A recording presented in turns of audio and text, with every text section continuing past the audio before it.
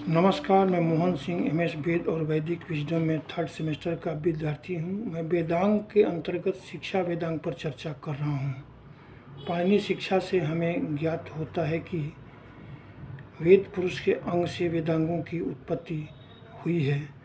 इसलिए कहा गया है, छंदः पादौ तु वेदस्य हस्तौ कल्पोथ पठेत ज्योतिषां मयनं चक्षु निरुक्तं श्रोतमुच्यते शिक्षा घ्राणं तु वेदस्य व्याकरणं मुखम स्मृतम तस्मात् सांगम जित्तैव ब्रह्मलोके महीयते।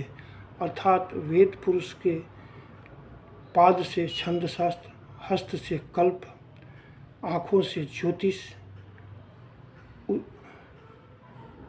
श्रोतेंद्रिय से निरुक्त, घ्राण से शिक्षा और मुख से व्याकरण की उत्पत्ति हुई है।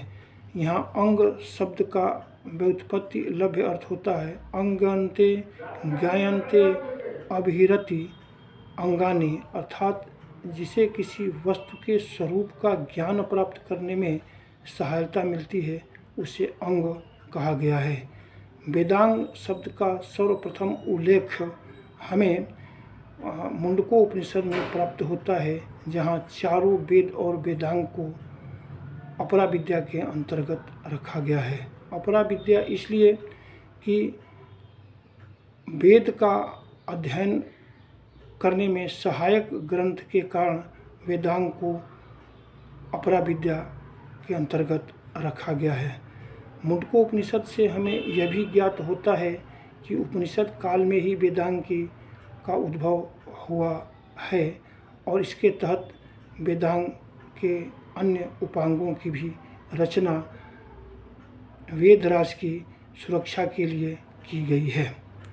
मैं अब शिक्षा वेदांग पर विस्तार से चर्चा करना चाहता हूँ। शिक्षा वेदांग में हमें वह विद्या प्राप्त होती है जिससे वर्ण, स्वर और उच्चारण का ठीक ठीक ज्ञान प्राप्त होता है। वेदों के मंत्रों का उच्चारण ठीक तरीके से कैसे हो, यह तब तक संभव नहीं है जब तक स्वर शास्त्र का हमें उचित ज्ञान नहीं है। स्वर 3 प्रकार के होते हैं, उदात्त, अनुदात्त और स्वरित। उदात्त स्वर ऊंचे स्वर में उच्चरित होता है, इसलिए पाणिनि ने इसे उच्चैः उदात्तः कहा है। अनुदात्त स्वर धीमे स्वर में उच्चरित होता है और स्वरित शब्द उदात्त और अनुदात्त के बीच का प्रतिनिधित्व करता है, जिसे पाणिनि ने निश्चैः रुदात्तः परिहारः स्वरितः कहा है। वैदिक मंत्रों का यह साधारण नियम है कि उन मंत्रों में एक उदात्त स्वर होता है, शेष अनुदात्त स्वर ही होते हैं। वैदिक साहित्य में उच्चारण और स्वर शास्त्र का इतना विस्तृत अध्ययन किया गया है कि एक साधारण त्रुटि से कैसे अर्थ का अनर्थ सिद्ध होता है, इसके लिए एक प्रसिद्ध आख्यायिका हमें प्राप्त होती है। इस आख्यायिका में बताया गया है कि इंद्र का शत्रु वृत्तासुर इंद्र का विनाश करने के लिए एक बड़े यज्ञ का आयोजन करता है, जिसका प्रधान मंत्र है इंद्रस्य शत्रु वर्धस्व, अर्थात इंद्र का शत्रु घातक विजय प्राप्त करे। यहाँ इंद्र शत्रु शब्द अर्थात इंद्रस्य शत्रु षष्ठी तत्पुरुष समास में अभिहिष्ट है, परंतु ऋत्विजों के गलत उदाहरण से अंतोदात्त के स्थान पर आद्योदात्त का उच्चारण किया जाता है, जिससे षष्ठी तत्पुरुष बहुव्रीहि समास में बदल जाता है और इंद्र शत्रु यस्य यह अर्थ अभिहित होता है, जिसके अनुसार इंद्र जिसका शत्रु हो वह घातक विजय प्राप्त करे। पाणिनि शिक्षा में स्पष्ट निर्देश दिया गया है कि जो मंत्र स्वर और वर्ण से हीन हो अथवा गलत तरीके से जिनका उपयोग किया जाता है, उससे अभीष्ट की प्राप्ति तो होती नहीं, लेकिन वे उल्टे वाग्व्रज बनकर यजमान का ही नाश कर देते हैं।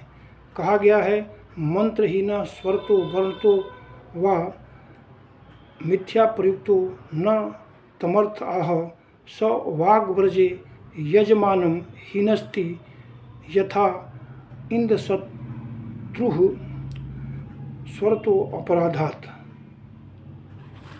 उपनिषद में शिक्षा के 6 अंग बताए गए हैं: वर्ण, स्वर, मात्रा, बल, साम और संतान। पाणिनि ने 63 या 64 वर्णों का उच्चारण उल्लेख किया है और यह प्राकृतिक में भी नियम मान्य है।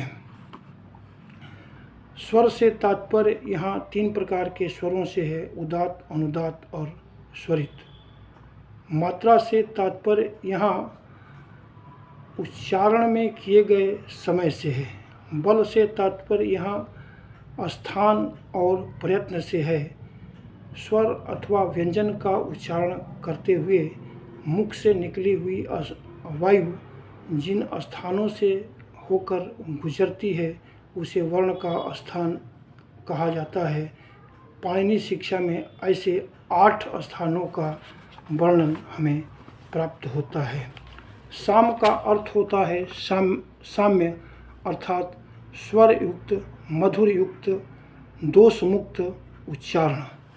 साम के बाद हम संतान की चर्चा करेंगे, जिसमें संतान का अर्थ होता है संहिता, अर्थात पदों का अतिशय सन्निधि। कभी कभी 2 पदों का उच्चारण शीघ्रता में आवश्यकता अनुसार किया जाता है, जैसे वायु आया ही। एक के बाद दूसरे पद का शीघ्रता से उच्चारण किया जाता है, किंतु संहिता होने पर भी संधि होती है और तब इसका स्वरूप बदल जाता है और फिर उच्चारण होता है वाय वायाही। इस प्रकार हम देखते हैं कि वेदों में उच्चारण भिन्नता कैसे होती है। इस भिन्नता से हमारा तात्पर्य यह है कि जैसे मूर्धन्य स के स्थान पर मध्यम दिन संहिता में ख का उच्चारण होता है, ऋग्वेद में वह वैसे ही रहता है। प्रसिद्ध एक ऋचा में कहा गया है कि सहर्ष शीर्षा पुरुषा, यह ऋग्वेद में उच्चारण के तौर पर ठीक वैसे ही है, किंतु मध्यम दिन संहिता में इसका उच्चारण सिरेखा पुरखा ऐसा हो जाता है।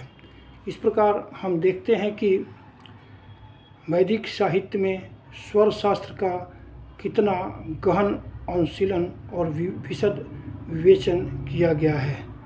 यह निश्चय ही कहा जा सकता है कि ऐसा अनुशीलन और विस्तृत विवेचन शिक्षा शास्त्र के अलावा अन्य कहीं दुर्लभ है। नमस्कार।